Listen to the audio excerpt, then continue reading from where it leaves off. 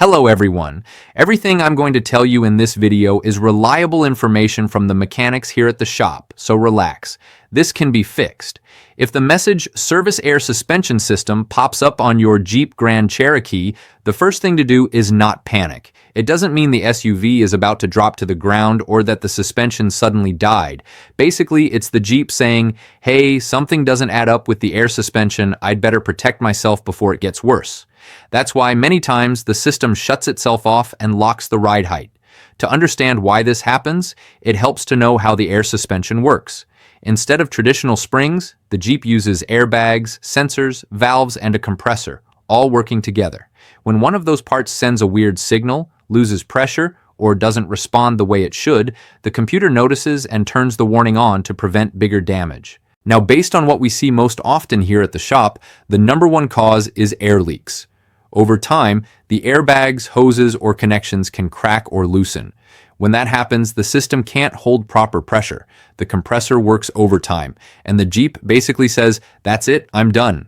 That's why many mechanics notice the vehicle sitting lower on one side or changing height on its own.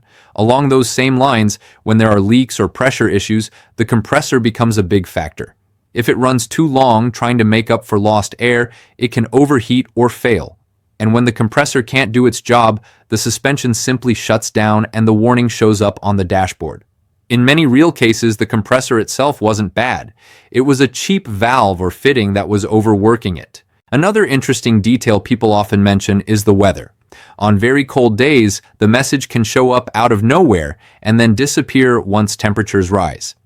That happens because air pressure changes in the cold and the sensors get confused. It's not always a serious failure. Sometimes the system is just being extra sensitive.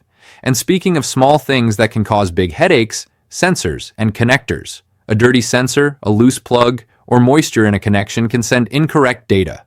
The system doesn't know if the Jeep is too high, too low, or leaning, so for safety, it shuts itself off.